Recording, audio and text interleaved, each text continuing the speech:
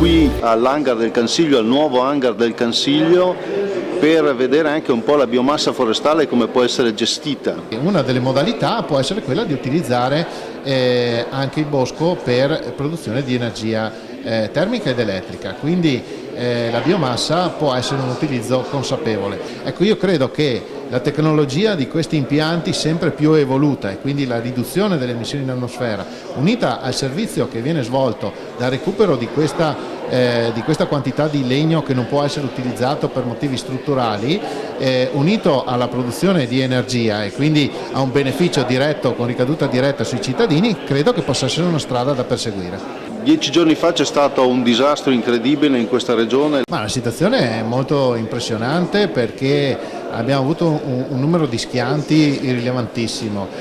Vista dall'alto è assolutamente, qualcuno l'ha definita un'apocalisse. Ovviamente è un ulteriore problema che si somma a quello strutturale dell'avanzamento del bosco e che oggi ci impone ancora più attenzione perché abbiamo una quantità di legname spesso di qualità bassa, quindi che non può essere utilizzato per utilizzi nobili, quindi mobili piuttosto che anche nell'edilizia, e quindi dobbiamo tener conto che abbiamo l'immissione di una quantità rilevante di legname sul mercato che dovremo cercare in tutti i modi di calmierare, di gestire al meglio, ma questa quantità andrà anche gestita. Ecco che l'utilizzo come biomassa legnosa, come combustibile, può essere una soluzione sicuramente positiva e, ripeto, con diretta ricaduta sul cittadino che si vede abbattere il costo del riscaldamento, soprattutto in area montana dove il costo del riscaldamento è notoriamente molto alto. Comunque c'è il problema di portarlo fuori questo legname dal bosco? Sì, assolutamente sì, c'è il problema di portarlo fuori, c'è il problema di trattarlo, proprio per questo abbiamo chiesto al Dipartimento Nazionale della Protezione Civile tutta una serie di deroghe rispetto all'ordinario, quindi insomma una gestione straordinaria proprio per far fronte a una situazione di emergenza, quindi non possiamo seguire l'iter normale, dobbiamo seguire un iter semplificato necessariamente. Senta, le piace questo hangar del Cansiglio? Ma l'hangar del Cansiglio è una bellissima idea e pertanto credo che questo sia un esempio di buon recupero. Io dico sempre, mi piace che sia rimasto anche un aspetto relativo a quella che è la storia, cioè l'hangar, quindi l'aspetto militare, le capriate che si vedono in cemento, insomma ricordare questo sito che è riferibile alla guerra che non c'è mai stata per fortuna, no? Il periodo della guerra fredda, gli anni 70, fino all'inizio degli anni 80, poi dopo non è più stato utilizzato, quindi rendere ancora più vivo l'altopiano del Cansiglio che lo merita assolutamente. Allora, Veneto Agricoltura è passata a quasi 900 dipendenti e quindi ha un ruolo adesso di sostegno all'attività forestale regionale importante. Ecco, l'assessore Bottacin come disegna questo rapporto, questo ruolo? È stata fatta una scelta, quella di attribuire a Veneto Agricoltura un ruolo ancora più fondamentale rispetto a quello che ha avuto fino adesso, quindi di occuparsi ancora di più dei servizi forestali, di quelle attività che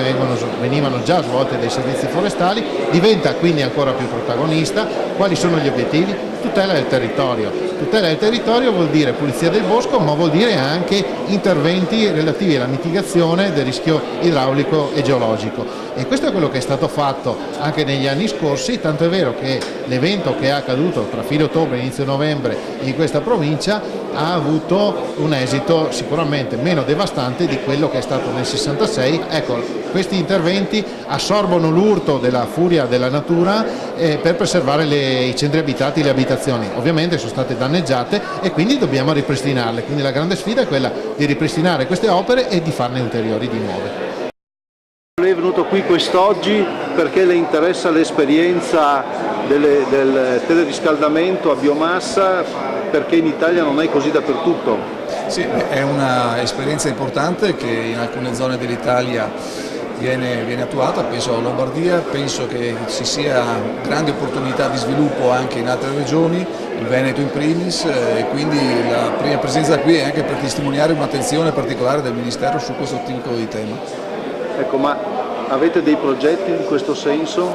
Ma ci sono tanti progetti ovviamente, il teleriscaldamento rientra nella strategia nazionale, credo che nel 2019, tutto il 2019 sarà l'anno di programmazione per i prossimi 15-20 anni sul sistema foreste in generale e montagna in particolare, attraverso appunto il disegno di una strategia che ci porti alla nuova politica agricola comunitaria. Il momento in cui arriveranno le risorse a livello dell'Unione Europea per poter poi fare una programmazione finanziaria molto seria di sviluppo su questo tema. Del Veneto non ci sono grandi realtà di teleriscaldamento a biomassa, come non ci sono tante segherie. Ma è tutto importante, tutti i soggetti che operano in montagna e operano nel sistema forestale sono determinanti. La calamità è un evento ormai non più raro, ma che dobbiamo affrontare con celerità, ma non possiamo guardare solamente a ciò che è avvenuto, dobbiamo vedere ciò che dobbiamo fare nei prossimi anni. Per questo non solamente l'intervento finanziario è importante, ma per esempio l'intervento fiscale sulle imprese, anche su imprese come le segherie o anche le imprese boschive è importante perché possano rimanere ed essere competitivi in questo territorio, non solamente per la tutela dell'ambiente o per il loro lavoro, ma anche per il sistema occupazionale e un po' di capacità di sostegno in questi territori che sono sempre difficili ma sempre bellissimi. Forse ci vuole una programmazione sull'attività forestale nazionale, forse è tempo di un grande progetto. Ma è un po' quello che dicevo prima, il 2019 sarà la costruzione di linee strategiche su questo settore, sul sistema boschivo, forestale, montano, perché vogliamo che entro il 2019 si possa poi avere le risorse, la programmazione per fare una cosa seria, diciamo, che probabilmente non c'è mai stata negli ultimi 50 anni. E lo faremo partendo dalle esperienze locali e per poi portare a livello nazionale. Questo attraverso sicuramente strumenti finanziari ma anche attraverso norme che consentano a questi territori montani soprattutto di essere competitivi, da una parte, brutta parola perché si usa in economia, ma soprattutto sostenibili perché la gente possa continuare ad amare questi posti. Ecco, dal Veneto viene qualche esempio, non so, per esempio oggi siamo qui a Veneto Agricoltura. Veneto Agricoltura è stata ed è un'azienda importante della Regione del Veneto, è un'azienda che negli anni ha saputo dare non solamente fare una gestione del territorio montano in particolare molto importante, ma ha dato anche degli input innovativi non solamente per la Regione del Veneto ma anche per molte altre regioni e per questo è anche un punto di orgoglio della Regione stessa. Allora Presidente, le reti di teleriscaldamento, diciamo in particolare in Lombardia ma anche in Trentino e anche in Friuli sono una vera realtà. Beh, direi che sono 20 anni che sono diventate una realtà. I numeri che ho oggi rappresentato dimostrano anche che pur con un po' di scetticismo all'inizio, dopo 20 anni i risultati sono sotto gli occhi di tutti e sono lì da toccare. Ecco, può sintetizzarli velocemente, così, 2 dati per capire. Beh, i dati, la quantità di gasolio risparmiato in 20 anni 100 milioni di litri e la quantità di CO2 280.000 tonnellate di mancate emissioni di CO2. Il risparmio per i cittadini oltretutto di oltre 40 milioni di euro. Ecco, di fronte a questo disastro che c'è stato recentemente su tutte le foreste, ecco, voi che proposta fate?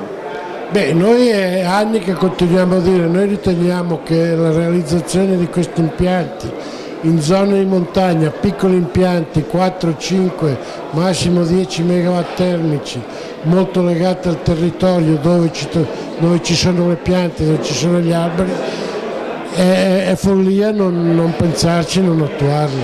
Ecco, quindi questo è il ruolo di FIPER. Beh, noi è 20 anni che stiamo portando avanti, combattiamo per portare avanti. Siamo partiti 20 anni fa con 5 soci, oggi superiamo i 90 soci e ci auguriamo che se il Veneto partecipa anche lui di superare prossimamente i 100. Ecco, e questa è la collaborazione con Veneto Agricoltura? Beh, Veneto Agricoltura è già da una decina d'anni che ci conosciamo, da alcuni anni fa, 5 anni fa Veneto Agricoltura è entrata in FIPER e vedo che anche il risultato di oggi con la presenza che c'è stata oggi a questo convegno dimostra la sinergia, l'importante sinergia messa in atto. Infine, qual è il messaggio che lei manda al governo, visto che oggi c'era il sottosegretario Manzato? Il primo messaggio al governo, ma a tutti i politici, il primo problema in Italia è la burocrazia. Sburocratizziamo un po' e diamo veramente la possibilità a piccole località. Il discorso dell'energia circolare in ambito locale da poterla mettere in atto. È importante forse in questo momento parlare di energia e parlare di boschi. Sì, diciamo partiamo subito da quella che è la situazione attuale e dal disastro ambientale che ha investito il Veneto, la montagna veneta in particolare. Allora l'approccio che si deve avere su questa questione è quello che da una situazione di tale gravità possano invece scaturire delle opportunità per il Veneto, per la nostra regione, per i cittadini soprattutto della montagna, colmando un vuoto però, un vuoto di programmazione, avviando sin da subito delle politiche integrate per la montagna che affrontino in maniera coordinata la filiera del legno, partendo anche dalle centrali per il teleriscaldamento laddove è possibile e per una corretta gestione boschiva. Questo è possibile, il Veneto è venuto fuori in maniera evidente come su questo debba recuperare del tempo. Ora l'evento catastrofico che si è manifestato con così tanta virulenza deve imporci un cambio di passo su questa questione, a partire anche dal bilancio regionale, perché tali politiche non possono essere affrontate senza un sostegno, una sollecitazione e senza che vengano favorite da una politica anche finanziaria. E qual è il ruolo in questo quadro di Veneto Agricoltura secondo il vostro punto di vista? Veneto Agricoltura ha un ruolo importantissimo perché è l'unico ente strumentale, ora agenzia, che deve affrontare in maniera operativa e soprattutto coordinata, diciamo, la gestione di queste politiche e affiancare gli uffici regionali, ed è venuto fuori anche in maniera altrettanto evidente come sia opportuno centralizzare e coordinare attraverso un unico punto di riferimento anche tutte le questioni delle politiche delle montagne che oggi sono frammentate nell'assessorato all'ambiente, nell'assessorato all'agricoltura, nei geni civili, quindi è opportuno partire anche da lì. Ecco, questo si deve fare e si può fare da subito. Veneto Agricoltura ha in questo un ruolo importantissimo. Le piace questo hangar? Questo hangar io l'ho visto quando era precluso al pubblico, insomma ho visto da fuori, ora venire qua a partecipare a un convegno di questo tipo con questo panorama alle spalle è certamente qualcosa di gratificante sotto tanti profili e soprattutto perché c'è un godimento pieno e totale di un'area che merita di essere valorizzata in tutti i suoi aspetti. Le reti di teleriscaldamento possono essere un'opportunità, in particolare adesso con questo maltempo che abbiamo avuto. Le reti di teleriscaldamento, mostra l'esperienza alpina, sono di fatto un paracadute. Sono pronte a utilizzare la parte meno nobile delle nostre foreste, lo fanno normalmente quando c'è il regolare taglio dei boschi, ma soprattutto in casi come questo, in cui ci troviamo ad avere in poco tempo grandissime masse di legno da valorizzare, possono permettere di dare uno sfogo accumulandolo per esempio nei loro piazzali d'accumulo e usandolo poi negli anni successivi per produrre energia prodotta con risorse locali a vantaggio della comunità locale. L'esperienza di Veneto Agricoltura? Veneto Agricoltura non ha un'esperienza di grandi reti di teleriscaldamento, ma si occupa da almeno 10 anni di valorizzazione delle risorse legnose a fini energetici. L'esperienza nostra ce l'abbiamo in nostre sedi periferiche, dove comunque utilizziamo cipato di produzione locale per riscaldare i nostri centri. La collaborazione con FIPER e con ANARF per questo convegno?